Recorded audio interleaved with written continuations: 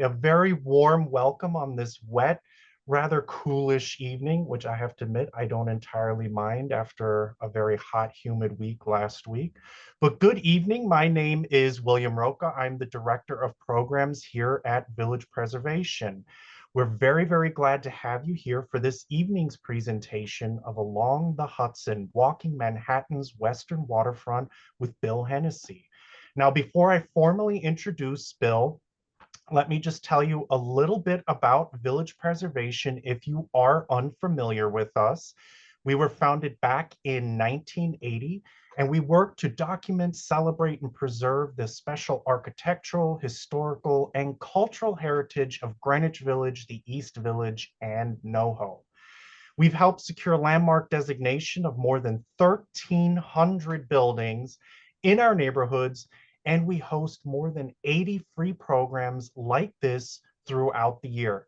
We do everything from walking tours, book talks, in-person, virtual, you name it, we do it.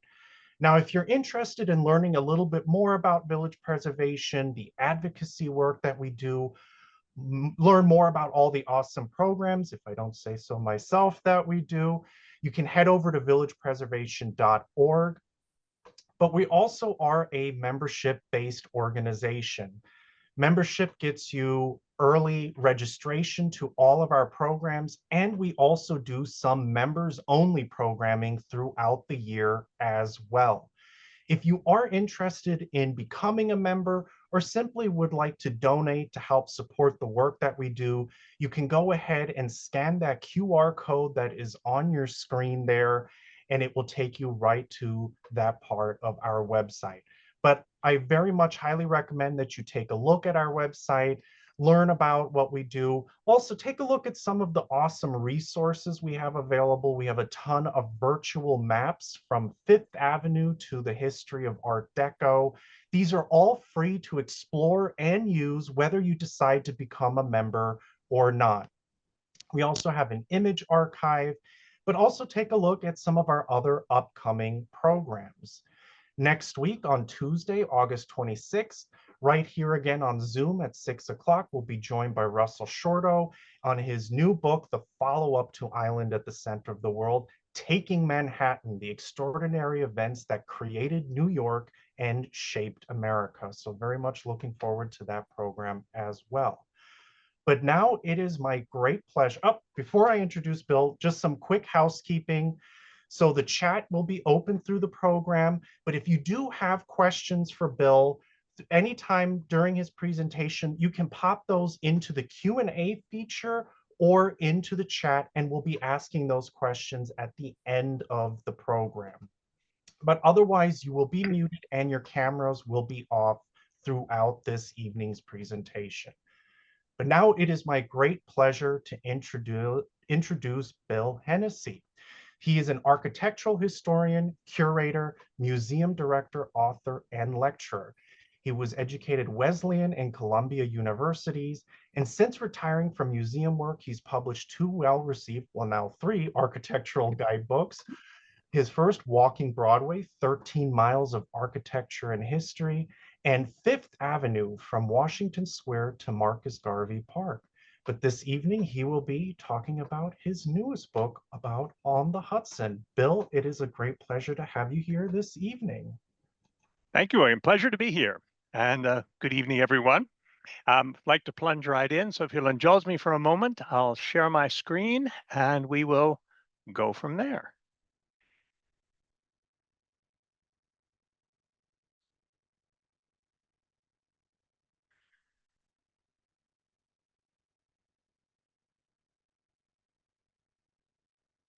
Oh, ahead of myself. All right. Good evening again, and then welcome to this virtual walk along a section of the western edge of Manhattan Island. Our journey tonight is going to take us through time and space as we explore the relationship between a great river and its relationship to a great city. So here's the plan. Well, we'll talk a little bit at the start about the Hudson as a river. Then we'll review some of the history of Manhattan's commercial waterfront, essentially the history of the Port of New York.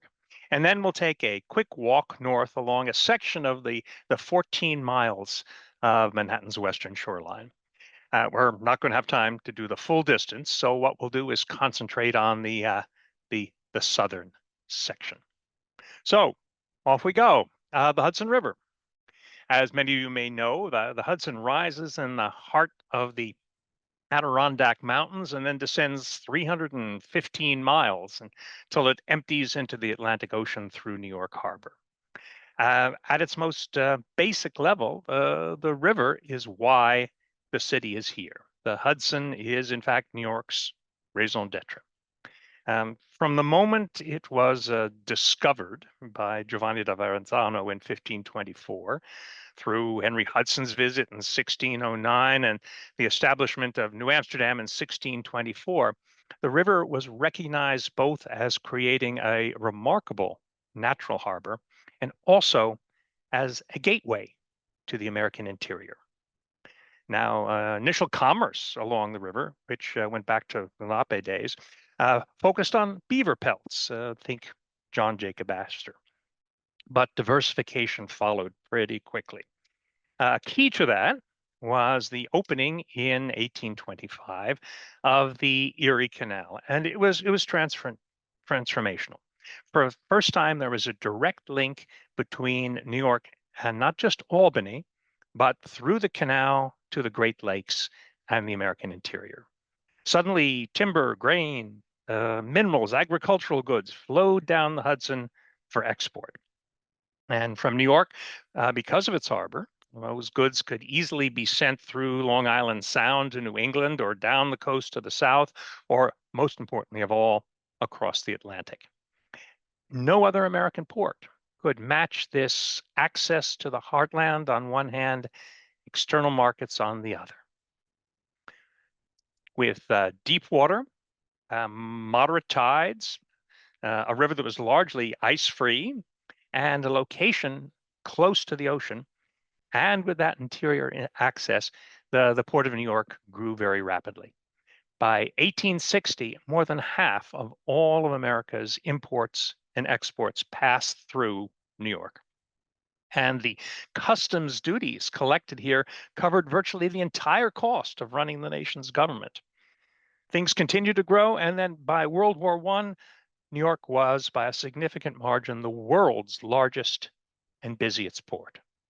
And Manhattan's Hudson waterfront was teeming, thriving, growing, and there was an unbroken line of busy piers that stretched, as you see in this photograph, from the Battery all the way north to 59th Street.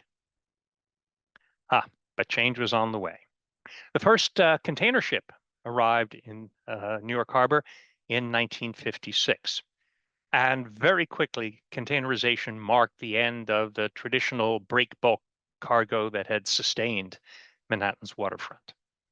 Those container ships docked not in Manhattan, but in special new terminals that were built at Port Newark and Port Elizabeth in New Jersey, where those containers could be quickly and directly transferred from ship to rail or to truck. Almost in a blink, thousands of jobs left the Manhattan waterfront. And then at the same time, the great transatlantic passenger liners that docked in Manhattan began to disappear too. The first nonstop transatlantic jet plane took off in 1958, and quite quickly, liners disappeared one by one as travelers sought faster and, in many cases, cheaper alternatives. All of this took a huge toll. And by the 1970s, the once vital Hudson piers were reduced to a string of rotting and deserted hulks. Maritime commerce had moved on, leaving a kind of wasteland behind, and citizens found themselves cut off from their river by miles of blight. This was, in fact, the New York waterfront that I remember when I was growing up. But happily, that is not the end of the story. There is a happy ending. Today, those derelict piers are gone, replaced by a series of parks, apartments, and amenities. They make the banks of the Hudson fully accessible to the people of the city, really for the first time, as a place to live, relax, and play. a bit more background. From the start, the Manhattan waterfront has developed as a place of business. In other cities, think London or Paris, the riverfront was a showplace for civic and municipal buildings, for cultural things. Not true in New York. Manhattan waterfront's always been a place of business.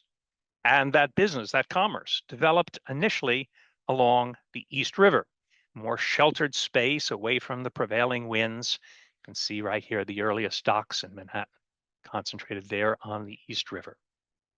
But space for docks there was limited, as was maneuvering room. Then a turning point came. In 1807, Robert Fulton lost his ship, the Clermont, the first commercial steamship to ply American waters. Suddenly, ships were no longer dependent on wind and tides. And thanks to this new technology, those ships could grow larger to handle exploding demand for transportation of passengers and freight. And it was at this moment in the early 19th century that the center of New York's commercial waterfront moved around the tip of Manhattan to the wider, more open banks of the Hudson. Now, unlike many other cities in the world where the development of docks and wharfs was seen as a governmental and municipal responsibility, New York left all this to the private sector. The city sold water lots, which essentially underwater land offshore, to shipping interests who developed their own wharfs there. Owners built piers in the river on those water lots and filled in the land behind them to provide space for pierheads and warehouses. Now, they were able to do this because of the so-called Montgomery Charter of 1731. This charter, the city charter, gave New York control of land from the low tide line to a spot 400 feet out into the river. And as we can imagine, you have to take advantage of this. This is where those water lots were located. And suddenly the Manhattan shoreline began to grow and expand. Hills that used to cover lower Manhattan were leveled, and the fill was dumped into the river to create new land. And you can see that very clearly in this map by Egbert Viele from 1864. The green that you see here is the original outline, the natural outline of Manhattan Island. The yellow is filled land, land that was created by dumping dirt into the river. And then the blue are the piers that were extended 400 feet out according to the Montgomery Charter. And as the port grew, that fill grew too, and the docks moved steadily northward as far, as I said, as 59th Street, creating the string of New York piers from Pier 1 all the way up to the last one, commercial pier, Pier 99. Now, all of this worked pretty well for a while, but problems developed. For example, there was an ordinance that was passed in the 18th century in New York that literally required New Yorkers to dump garbage and sewerage into the river to keep the streets clear. You can imagine with those piers in place, the result of that. So garbage and sewage accumulated in the docks. There were problems with poor maintenance and overall decline, lack of governmental supervision. Things became a little rough. But the most important problem came as ships grew ever longer, pretty much exceeding that 400 feet length that was allowed under the charter. We're going to see the implications of that as we walk north. So with that in mind, let's get going. And a good place to start, of course, for our walk is at the Battery, the place at the tip of Manhattan where all of this got started. And at the western end of the Battery, you'll see it there in red, is Pier A. This is the official start really, of the Hudson River waterfront. Pier A is a handsome building. It was built in 1884 to be the home for the New York Department of Docks, and was later the home base for some of New York's wonderful fireboats. Today, it's an event venue, but it retains its original clock tower. And if you go down there hoping to figure out what time it is, don't listen too closely to the chimes because they ring in nautical bells rather than regular hours. Now, turning north, from Pier A, which you see at the bottom of the slide here. This is what the Hudson waterfront in Lower Manhattan looked like in 1940. And this is what that exact same stretch looks like today. You'll notice the piers have vanished, and the blocks between Pier A and Chambers Street are now the home of Battery Park City. Now, the story of that transformation goes back to the 1950s and is directly linked to the beginning of the decline of the New York waterfront and, curiously, to the simultaneous growth of the Midtown Manhattan business district. David Rockefeller, the chairman of Chase Bank and also the president of the Downtown Lower Manhattan Association, watched the decline of the waterfront, the growth in Mid-Manhattan, with some alarm. He wanted to keep the financial district in Lower Manhattan healthy. This had always been New York's financial core. He wanted to keep business there. And in a great leadership gesture, he put up this building in 1960. This is the Chase Manhattan headquarters. It was actually the first new office tower built in Lower Manhattan since the 1930s. David Rockefeller also pressed his brother Nelson, who was then governor, to lean on the Port Authority to do even more. And the result of that leaning are these two buildings, the World Trade Center, and part of this same attempt to bring and keep business downtown. The World Trade Center opened in 1975, and at its height, 50,000 people came to work here every day. Buildings were, for a time, the tallest in the world. Now, building 210-story towers and the vast plazas that surrounded them created a lot of dirt, of fill, and that fill had to go somewhere. There was an opportunity here. Question is, how can we use that fill to replace the then rotting piers along the riverfront to create a new residential neighborhood that will continue this transformation of downtown Manhattan from not just a 9-to-5 place to do business, but a place where you can both live and work? Sounds like a good idea. And that fill was duly dumped into the river, and suddenly there were 92 acres of brand new land ready for development. This is what the site of the World Trade Center, the Battery Park City looked like in 1980. Now, figuring out exactly what the new neighborhood on those 92 acres of landfill would look like took a while. And New Yorkers, being resourceful people, while the government was trying to figure that out, they put that landfill to good use. It became one of Manhattan's most popular beaches, as you see. It was a site for concerts and events. And at one point, even an artwork was created there when Agnes Dean, the artist, created a wheat field planted on the landfill. Finally, in 1979, the Battery Park City Authority was created to finally get this project moving. And the design firm of Cooper Eckstadt was hired to design the new complex. The Cooper Eckstadt plan called for the new land to be divided into 26 parcels, each to be separately developed under a strict set of overall guidelines to create a set of distinct linked neighborhoods with a waterfront esplanade and a lot of parks. The plan called for fully 36 acres, full third of the whole site, to be given over to parkland. There was to be variety and unity, varied scale and varied density, and a full set of all the amenities, schools, restaurants, grocery stores that a neighborhood needs.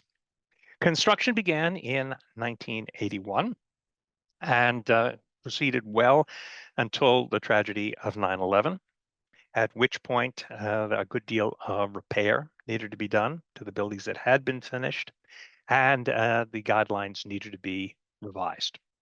But the work was essentially completed by 2020, and today Battery Park City has 50 buildings, each separate, and a total of 14,000 full-time residents.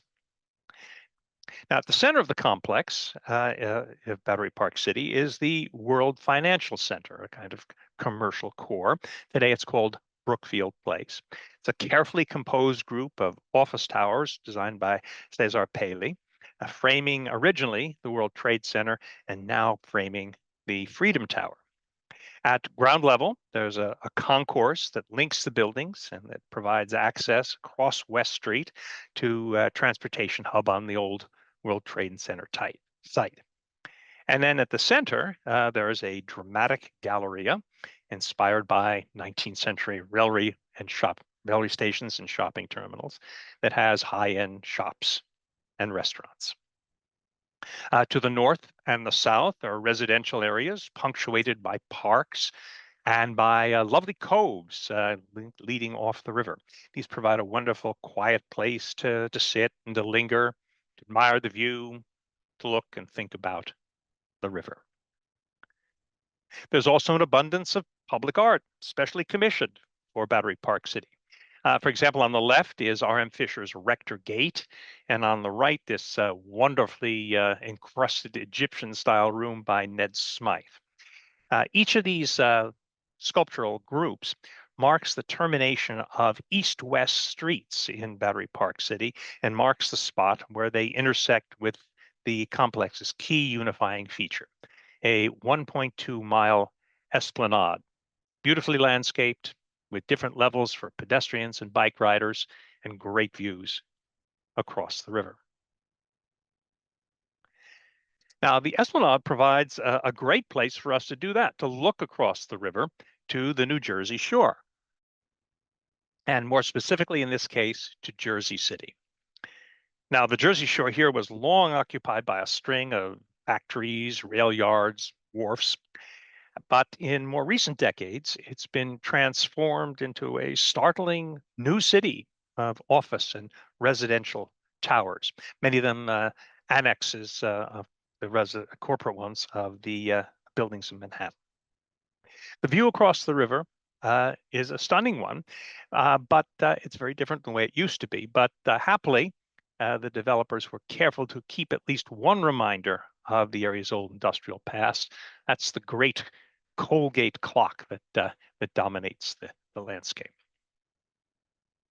Now, the view across the river is also a good reminder of a fundamental fact about Manhattan. It's an island. And although it may be the island at the center of the world, as Robert Shorto has said, it's still an island. Now, historically, being an island was an advantage. Most trade was waterbound. Goods came in from the Atlantic or down the Hudson on boats and could land at a secure and self-contained anchorage, and then could be shipped onward again by boat. But as the port grew and the domestic market increased, railways began to be built to, in many ways, replace ships as a key domestic carrier of goods and passengers. And at that point, the island location became more of a challenge than advantage. Those railroads couldn't reach Manhattan, so they had to stop in New Jersey. The result is that goods arriving by train from the mainland to those New Jersey piers needed to be transferred across the Hudson, and outgoing goods from New York needed to make the reverse trip.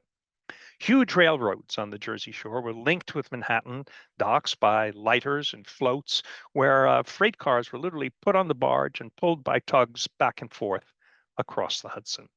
And at the port's height, the traffic on the river was truly formidable, and there was a kind of nautical gridlock problem. For example, take a look at this map. It shows in red all the huge network of rail lines, yards, and piers on the Jersey Shore, maintained by nearly every major American railroad. But it wasn't only freight that needed to get across the river.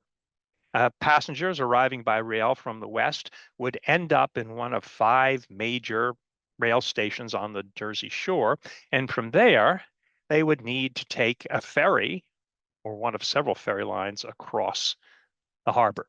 So these are the major passenger terminals that once lined the Hudson, each connected to Manhattan by a web of ferry services.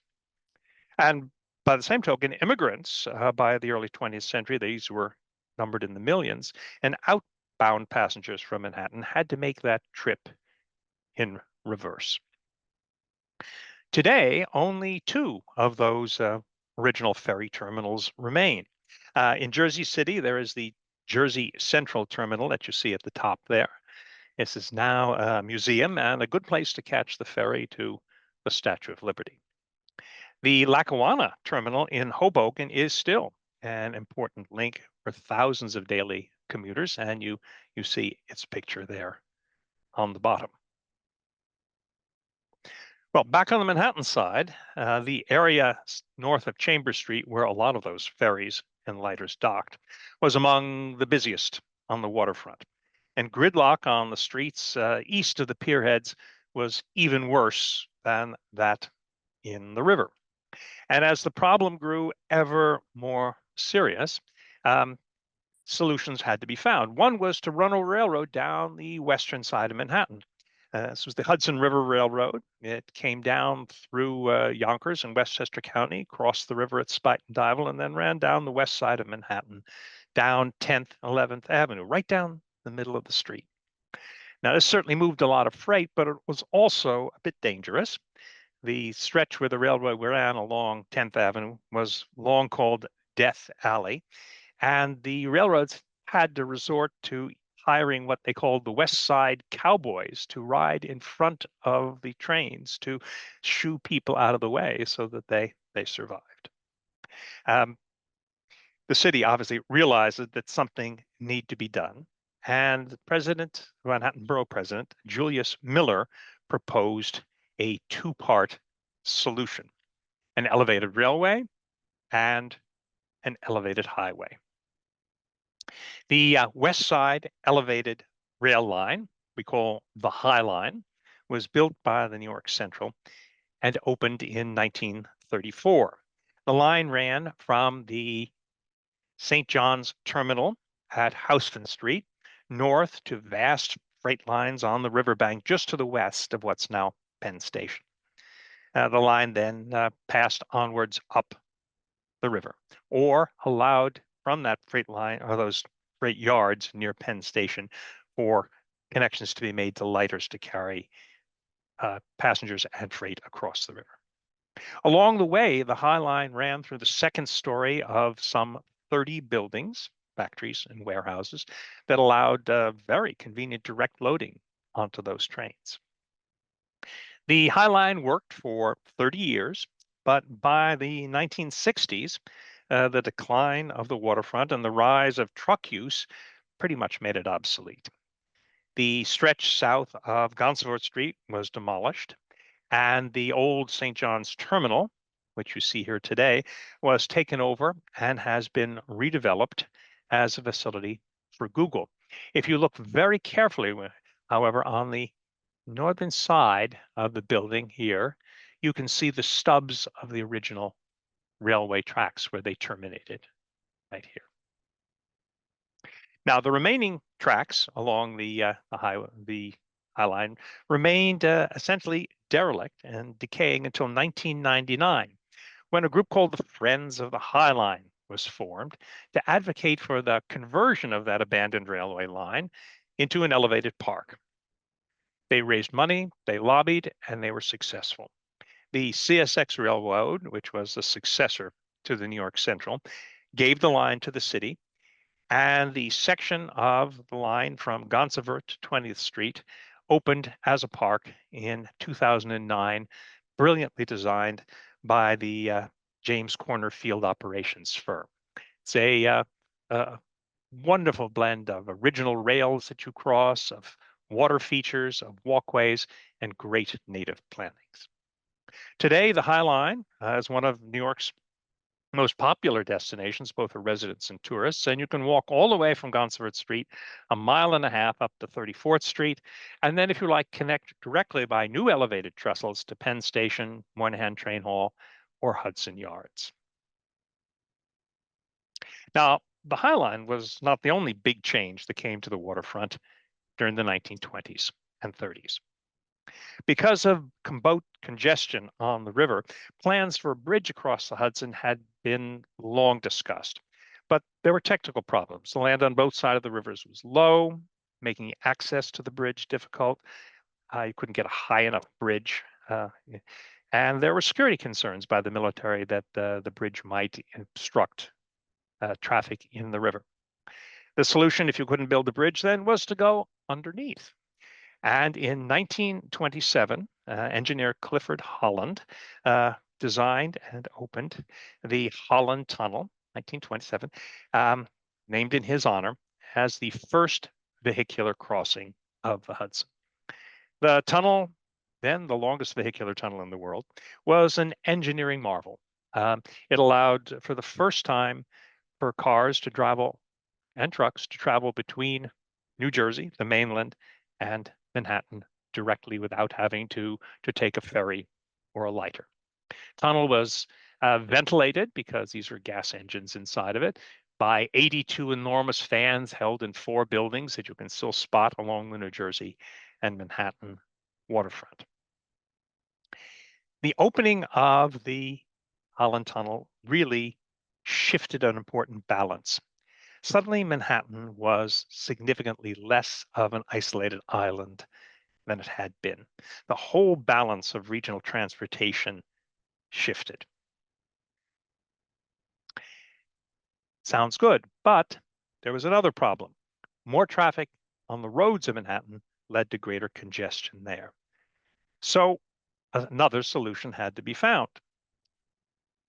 So Julius Miller, again, the Manhattan Borough president, proposed a second solution, the creation of an elevated highway running from the Battery north to 72nd Street, parallel to the docks above West Street. The idea was to take through traffic off the street so commercial traffic could have less encumbered access.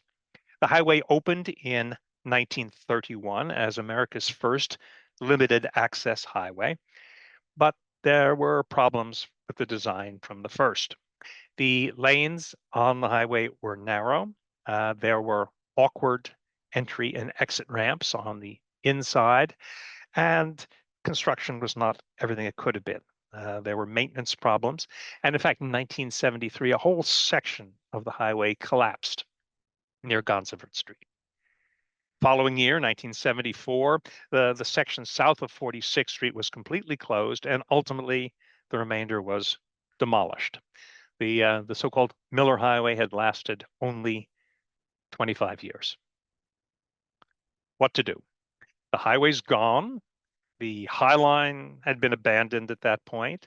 The docks were in serious and obvious decline. The waterfront neighborhood was becoming increasingly sketchy and deserted.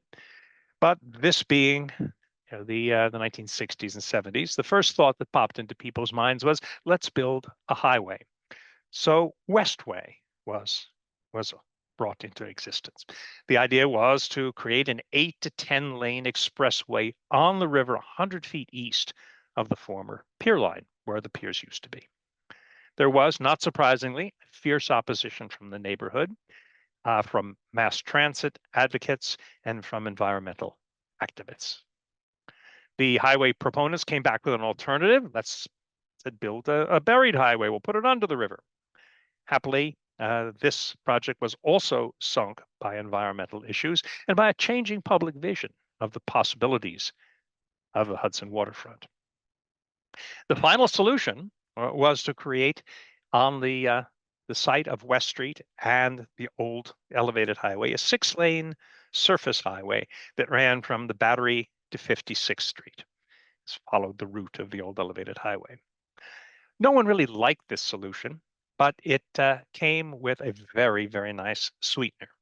As part of the highway deal in 1998, when this was done, the state designated all of the land to the west of the new highway, all those dilapidated piers, a stretch of 4 miles from Chambers Street to 59th Street, as the new Hudson River Park. The Hudson River Park Act created a trust, a kind of public-private partnership that was to transform this derelict waterfront into a community amenity. The results, a quarter of the century later, are there for all of us to enjoy. To create the park, many of the worst piers were demolished. But in many cases, the pilings that originally supported those piers were left in place to create marine habitat in the hope of bringing back the rich natural aquatic life to the Hudson that had originally been here. Stone markers were left in place to indicate the location of those former piers as a reminder of the waterfront's history. And in some cases, there are even little models on the railings along the esplanade to show you the famous ships that once docked there. Other piers were completely rebuilt. For example, Pier 26 at Beach Street is a great example. The pier has restaurants, a sun deck, playground. There's an adjacent kayak launching pier. But Pier 26 real focus and a focus of a good deal of the rebuilding at Hudson River Park is environmental education. At the western end of the pier, the river level, there's a newly created salt marsh. There's a science play area for children focused on marine habitat, and an office of the Billion Oyster Project that hopes to return oysters to the Hudson. Other piers in the park have become the docking area for retired vessels. You can explore lightships, fireboats, and lighthouse tenders, and a number of these have in fact been turned into restaurants. Several of the larger piers, such as Pier 40 here, have retained something their original form. Pier 40 was built in 1958 by the city specifically for the Holland American Line. It sits on the site of several aging piers, and it was a kind of last-ditch effort by the city at waterfront revitalization. And at the time of its completion, it was the largest and most modern pier on the river. Passenger service lasted here until 1974. The pier is now a part of Hudson River Park, and it's essentially a huge hollow domeland. In the center, there's a huge field for soccer and baseball and rugby. The enclosed surrounding areas house a large parking area, the offices for the Hudson River Park Trust, a wet lab, and facilities for tour boats docking, and there's even the trapeze school on the roof. Crucially, the income from all of these things provides a key support for the operation of Hudson River Park. And just so you don't forget why this pier is there, you can go into the lobby and see this wonderful ceramic mural that was put up by the Holland American Line, illustrating its history here, the different types of ship, and showing the ports of call that the line traditionally made. These piers along the river are now beautifully connected by a landscape riverside walkway with varied plantings and specially commissioned sculpture. And it's a wonderful place to be. But piers and parks are not only attraction. There's fascinating infrastructure here as well. For example, this mysterious looking building is in fact a ventilation shaft for the Hudson and Manhattan Railroad, the so-called Hudson tubes.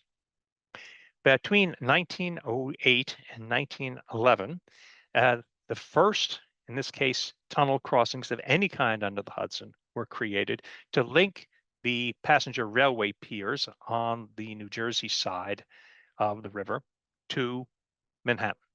There were two basic routes running from the Hoboken Terminal, the Erie Terminal, or the Pennsylvania, Lehigh Valley, Jersey Central terminals across the river. One line went to the Hudson Terminal, now on the site of World Trade Center, and the northern branch crossed the river at Christopher Street and then headed up 6th Avenue to 33rd Street. And there was originally a plan to carry the line onwards all the way to Grand Central Station that never was put into use. This railroad still carries thousands of passengers in stay. It's no longer called the Hudson and Manhattan, but rather the PATH, the Port Authority Trans-Hudson. Another bit of sculptural infrastructure, one of my favorites, is the Spring Street Salt Shed. We don't get a lot of snow in Manhattan anymore, but when it does come, the sanitation department needs to spread salt to keep the streets passable. And they need, during off seasons, to have a place to store that salt. Usually those storage spots are pretty unattractive and boring sheds. Not so at Spring Street.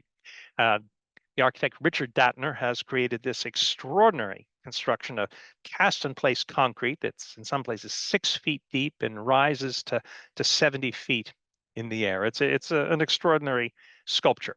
Um, People have speculated as to why it looks the way it does. Some have said, well, it's probably because it was inspired by the shape of the crystals of salt itself. Others said, no, no, no, it's the result of the architect's frustration. He kept doing designs, crumpling them up and throwing them on the floor until he looked down and said, that's it. That's what the thing should look like. Now, when the salt shed went up, residents of this increasingly Tony neighborhood along the river fought to keep it away. They didn't want anything as mundane as this in place. Happily today, they brag about it as their piece of neighborhood sculpture. As I said, this stretch along the Hudson River Park has become, from Christopher Street northward, Canal Street northward, has become a very Tony neighborhood indeed. It's a showcase for some of the world's great architects. There are 3 towers, for instance, at the lower left there by Richard Meyer, building on the right by Herzog and de Meuron, and there are other buildings nearby by Jean Nouvel, Robert Stern, and others. All of these offer stunning river views. But not all the buildings along here are new. There are also some remarkable conversions that took place. This is 79 Late Street. It was built in 1853 as the Grocers Steam Sugar Refining Company and was converted into condos in 2002. It has wonderful thick brick walls, and it's fun to notice that the building has actually retained its original metal shutters on the lower floors.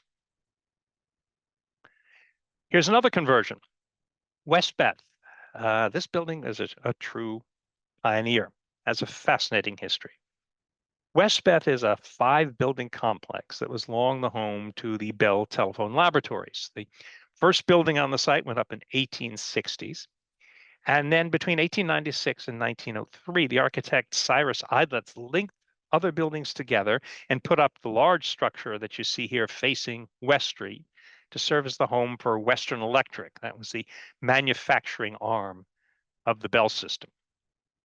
Manufacturing ceased here in 1925, and the complex became the home of Bell Labs.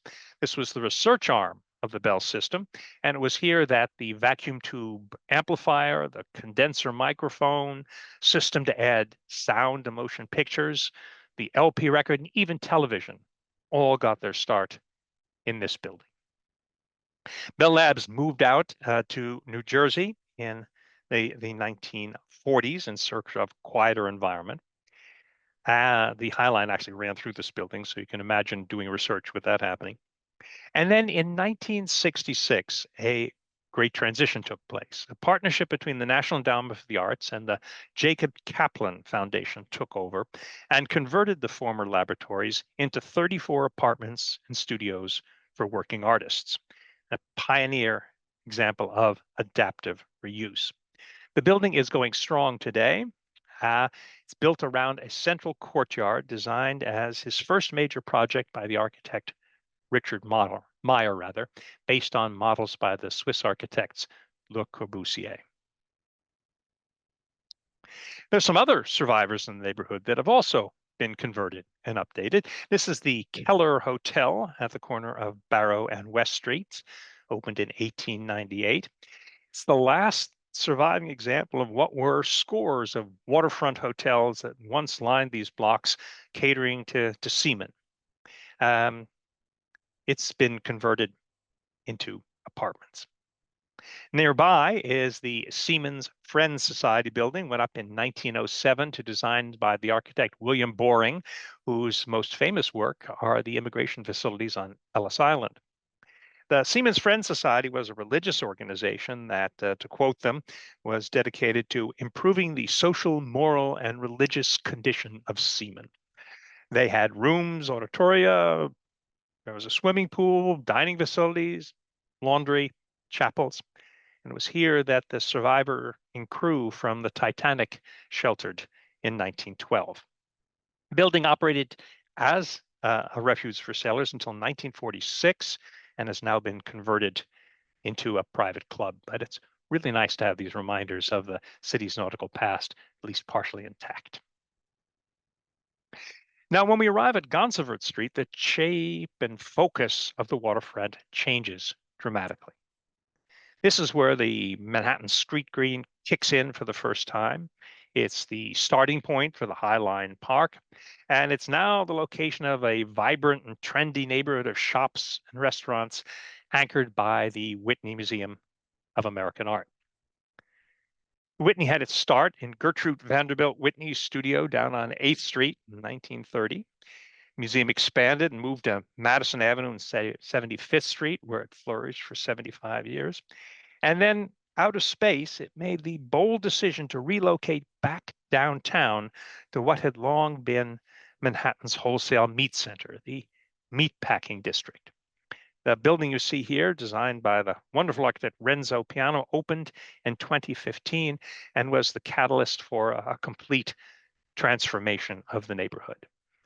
For example, before the Whitney, this is what the meatpacking district looked like.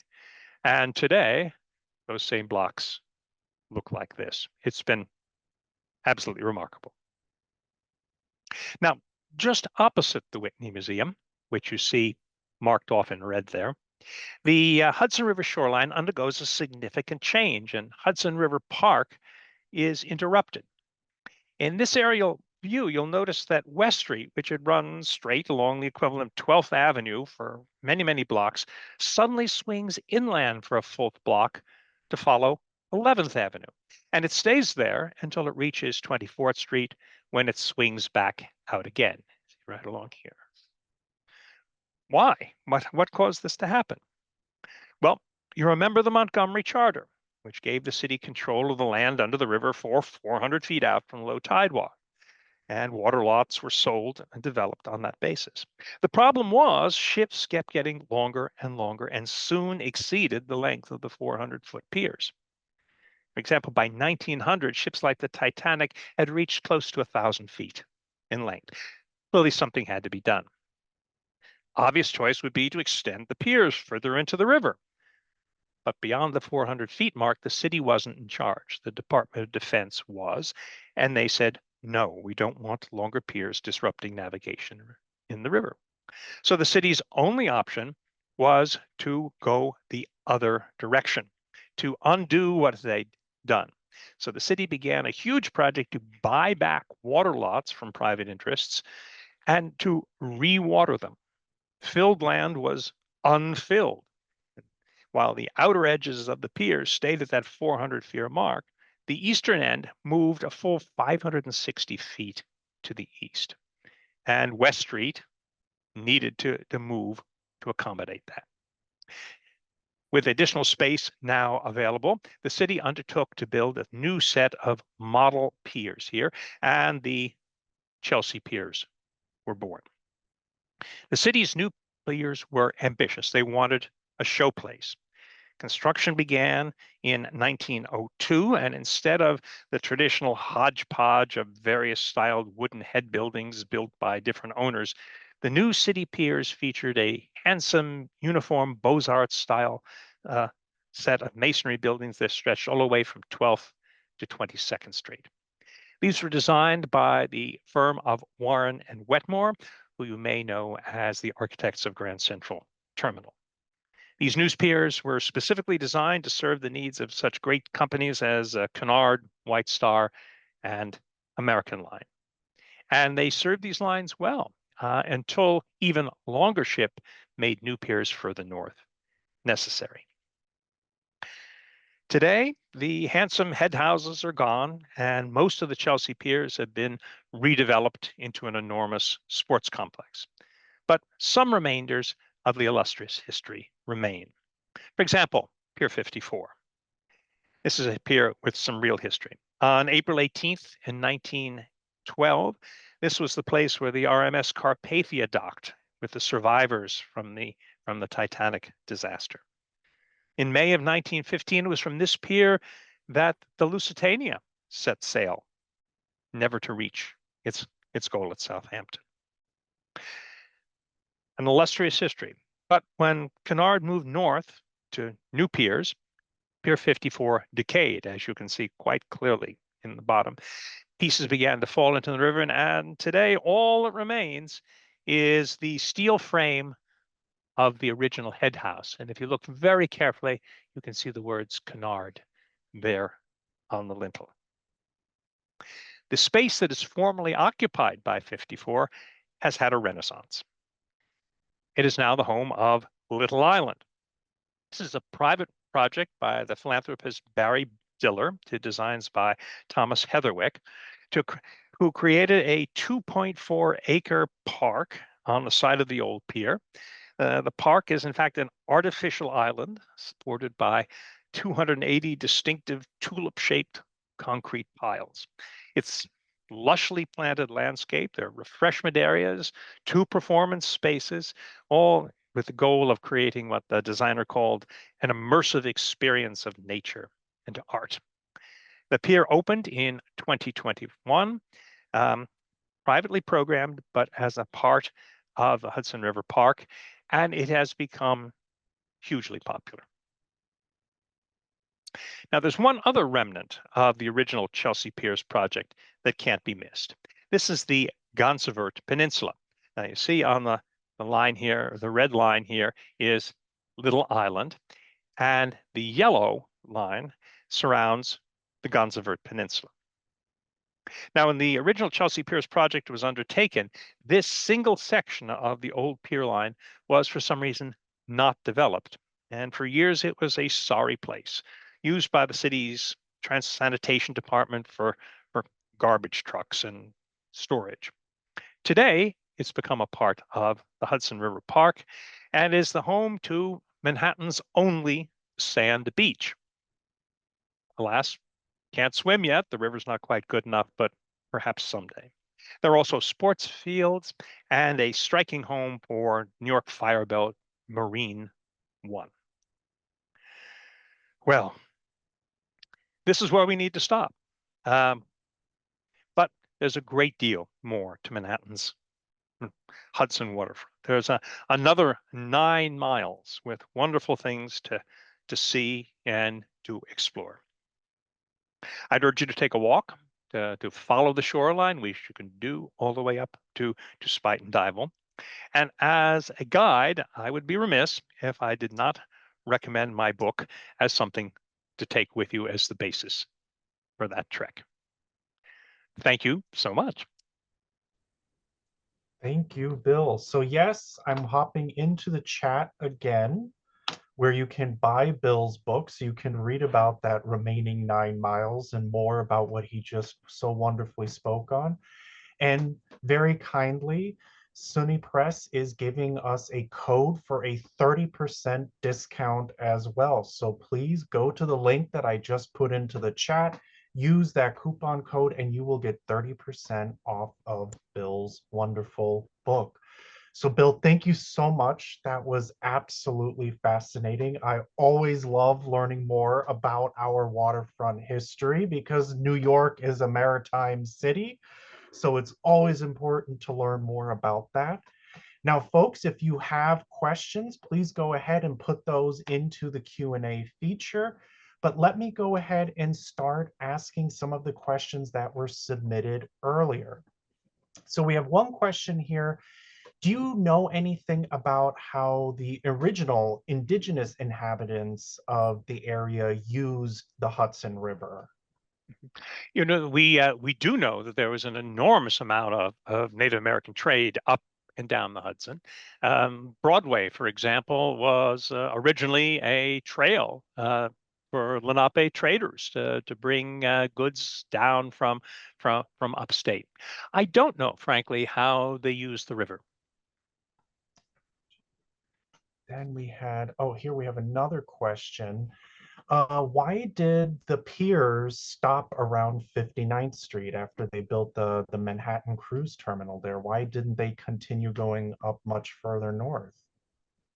The original piers moved steadily further northward, 1 to 99, and I think development kept pushing them farther and farther north until the port began to shrink, at which point um, the need to push further north didn't exist.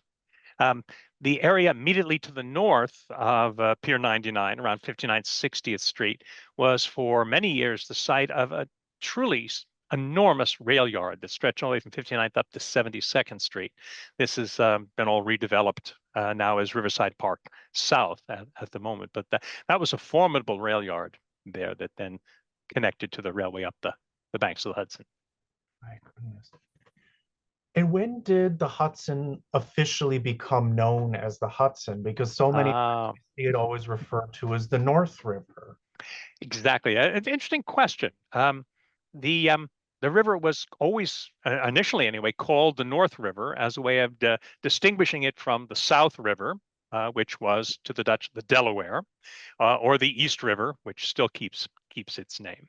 And on many nautical charts today, particularly in the lower reaches of the river, it's still absolutely identified as the North River. It seems that the farther up the river you go, the less likely it is to be called the North River, and the more likely it is to become the Hudson. So I think either term works. But the Hudson thing came in pretty early and was sporadically adopted. Yeah, because I mean, even for my own research, what I do on ocean lighters and stuff, you still see even on luggage tags, they always mention the piers at the North River, which is always a little Exactly. funny because we always think of Yeah. the Hudson. Yeah, they talk about the North River piers, is the way they were almost universally described. Absolutely. I someone mentioned they were asking about, do you think the East River waterfront will ever be kind of redeveloped in the way that the Hudson River waterfront? And is that going to be your next book then? Well, people at South Street Seaport are working hard to make that a lively place once again. If you want to take one of the burgeoning New York ferries, the ferry terminal at the end of Fulton Street is a hopping place, and you can go remarkable. You can go all the way out to the Rockaways or all the way up the East River there. So it's pretty lively. Whether it will ever become a shipping and commercial hub again, I doubt it. Yeah. Well, and also you have the FDR Drive with its Yes. purple color there as well. And then we have a question here. What does history suggest is the next opportunity for our beloved Hudson River? Ah, well, there is this wonderful project to create a greenway all the way around Manhattan Island. Work is continuing on that. They're working on the East River side or the Harlem River side now, where there's still only two sections where you can't literally hug the shoreline all around. There's only one section on the Hudson side, by comparison, where you can't actually walk on the banks of the river. That's from the George Washington Bridge north to Dyckman Street. I would love to see that path, which is now next to a highway, uh, move back down so you actually can walk right along the riverbank, its whole length from the Battery all the way to Spuyten Duyvil. Oh, that will be awesome. Absolutely. And we have a question here. Do you have a favorite spot in the city? Oh my goodness. I find myself, and I don't know if it's only because I got involved with this book, but I think walking along Hudson River Park and particularly along the Esplanade at Battery Park City is one of the nicest experiences you can have in New York. Oh, I absolutely agree. I used to work at the 9/11 Museum and Yeah. Memorial, and after work, I always loved to walk along the river there. Now, what kind of drew you though to writing this book on the Hudson? Some ways it seems obvious, but what was kind of your initial draw to writing the book? Well, I grew up in suburban New Jersey, spent a lot of time in Manhattan, often took what were then the old ferries across the river to get to work, and it was the best part of my day. Was crossing from Hoboken to Barclay Street on the ferry. So I was really fascinated by the river and depressed back then in the 60s by the state of the docks. And then I moved away for various work reasons. And finally, when my wife and I retired, we wanted to move back to the city. And we were lucky enough to have our new apartment has a view of the river. So I sit at my breakfast table every morning and check on the traffic on the George Washington Bridge and look at the barges moving up and down the river or the ferries zipping by. And that's it. There's a lot more to be investigated here. And that's what drew me in. Oh, fantastic. Well, if there are no more questions from everybody, Bill, I'm going to say a very, very big thank you for that wonderful presentation. There have been a lot of great comments, people sharing all of their wonderful memories, and they absolutely loved all the beautiful images you shared as well. Thank you so much for guiding us along this slice here of the Hudson River. Folks, please go out and buy Bill's book so you could walk yourself up the rest of the Hudson River waterfront. But thank you so much, everyone. Thank you again, Bill. And I'm going to wish you all a very, very good evening. Thank you, everyone. Take care. Good night, everyone.